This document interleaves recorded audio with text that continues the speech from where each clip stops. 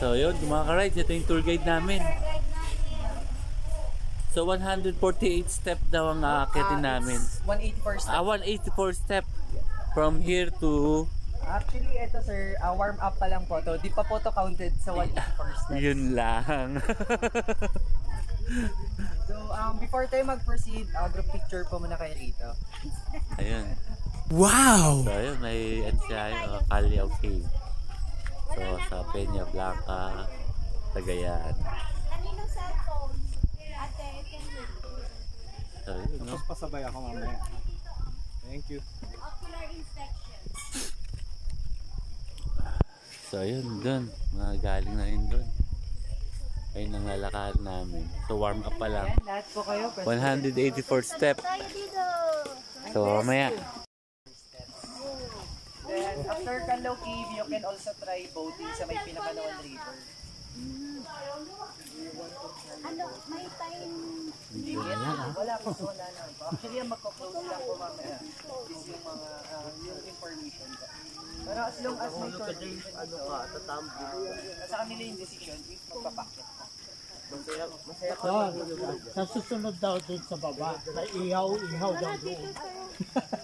Sige, ipaplano natin yan kasama. So ito, laban. Lakad. Hindi, 100. 184 steps. 184 step. Hindi pa kasama to. Ay, Warm up pa lang. Ito, warm up pa lang to. Warm up pa lang daw to. Parang ako, may tubig ako. Ikaw, Ay, Papa. putik na yan.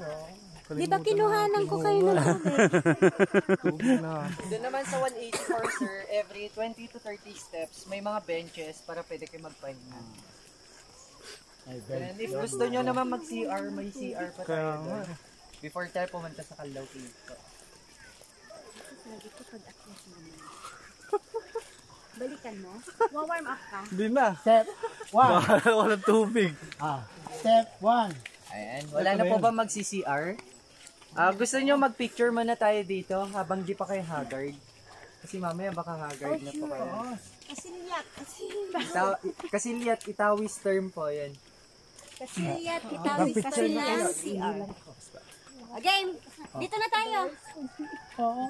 Ako nga rin. So yun, nakakita namin, no? Yan sila ng photographer. Iris din ako. Oh, picture na, mag-picture na. Ikaw, CR na. Ikaw, ayaw mo mag-CR. Oh. Baka tatae ka. Oh, dada. 180 step. Pag gusto nyo nang magbangka, Kaya may number siya. Ang booking ninyo, pwede mag-overnight doon? pwede pa. May something ano din siya? Kung magdala kayo ng mga tent naman pwede. Kasi yung mga ginawa lang dyan, mga kubo-kubo lang po.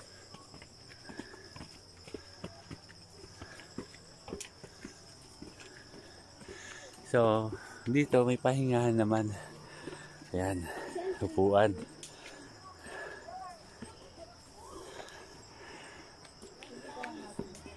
Wow!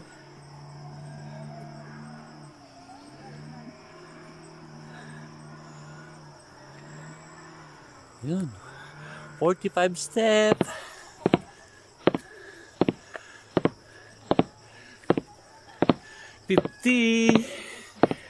Nasa 50 na ako.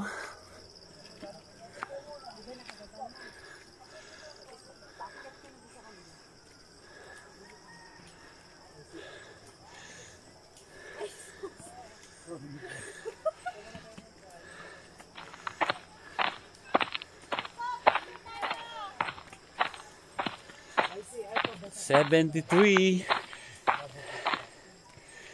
$77. Ayun. Medyo mataas-taas na kami.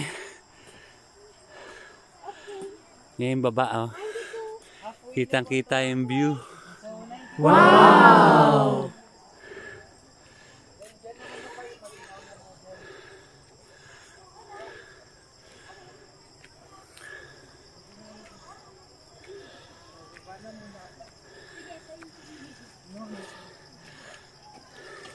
Bababa ka uli.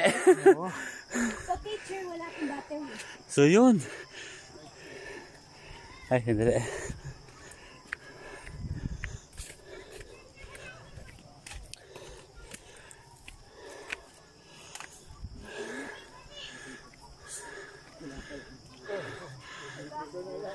No, 100 step. 106. Then as you can see, yan yung entrance ng Kalaw Cave natin. White rock po siya. So, tanong na namin yung ano. Lumalakas yung ano ha. So, hinihingal na ako. Oo. So, ito, konti na lang. Kasi, ito, dalawang bata kasi, nauna sila nga, hindi nagdahan-dahan eh.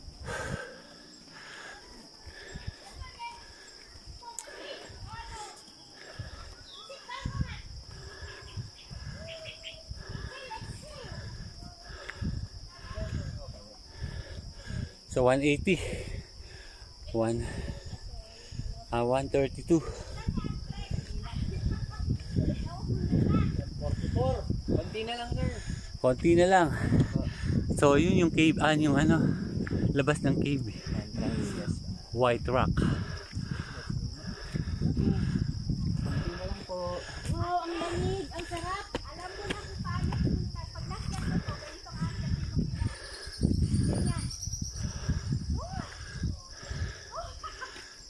Kaya nga bawal silang makalimot ng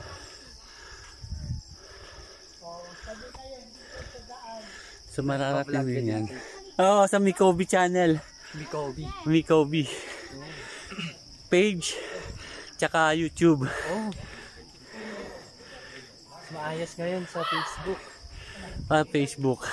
Madaming viewers. Kaya lang, short view lang, short ano lang, video. Sa YouTube, mahaba. Yakay na.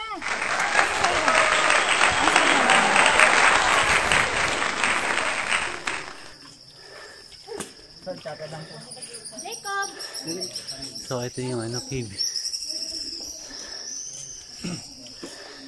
Sir, dito po muna tayo kasi mag-grocery. Wow! Tingnan na lang po natin sila. Sa Bukana.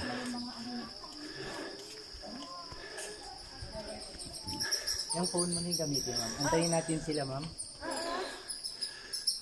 Ay, ma'am, mag-grocery po.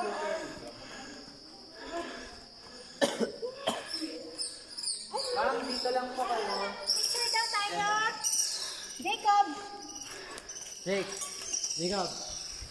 Jacob. Oh, Oh, saan yung phone? bungad.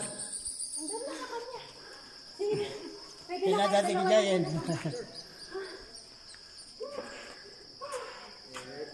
Chamber na to ng Kalaw Cave natin, and then Kalaw Cave consists po to ng 7 chambers with 5 natural stars natin. Mas madilim na siya. So, nasa inyong decision. Then, ito naman ang excavation site ko kung saan natagpuan yung oldest human bone in the Philippines. If familiar kayo doon sa Homo luzonensis, yun po yun. Meron siyang age na 67,000 years, compare sa Tabon man ng Palawan is 47,000 lang po. And ang nakadiscover ng bone, si Dr. Arman Mijares, isa siyang archaeologist ba. Ayun, proceed pa tayo. Sino magaling? Yung nakahukay o siya? Come on. Siya. Memorize na eh. Uy, you lose my video now. I'm so sorry. So, yun. Ayun yung Yan church. naman yung chapel po natin. Na-build po yan year 1972. Ito yung Ang chapel. nagpa-develop po nitong Kalaw Cave, si Teresa Dupaya, ex-governor po siya ng Cagayan. Then, nagkakandak po ng mass dito every first Saturday of the month. But since nagka-pandemic, wala na po. Hindi na nasundan yun. Pero may tendency na masundan yun.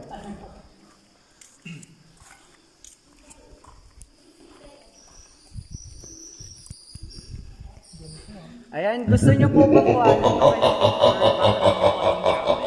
Actually, ang chapel ang highlight view ng Kalaw Cave. So, ito yung chapel. Medyo madilim na. Hindi na namin makikita. Sleep po tayo. Dito po kayo po pwesto kasi magiging background niyo sa itong chapel. Okay. Okay, lahat po kayo dito part. Nope, professional mode. Try ko siyang i-set. Wow. Ang ganda. So, ayan no. Dito sa ano, sa gitna, mayroon siyang butas. At maaraw, ang ganda niyan. So, yan ang nagbigay ng liwanag. Pag may ano pa. Yan. So, ito yung church. Makikita niyo may mga upuan. May mga upuan dyan. Meron siyang stalactite. So, kung medyo maliwanag pa, makikita niyo yung ano. So, yan, taas. Dito tayo. So, madilim dito ngayon. Professional. Ang ganda, no? Kumikita ka siya ng ilaw? Okay. Okay. Alam niya. So, picture muna kami. Dito sa may... Sige, kayo na.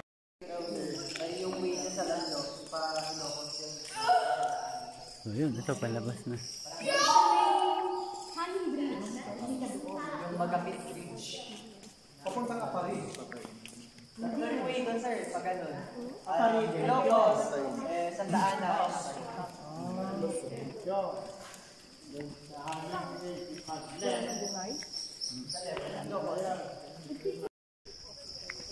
So, yun. Natapos din ang ano, paglalakad namin.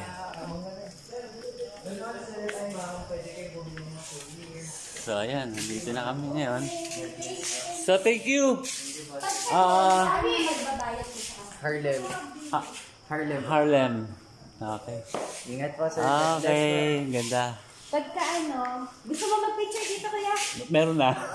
Hindi nagpahuli.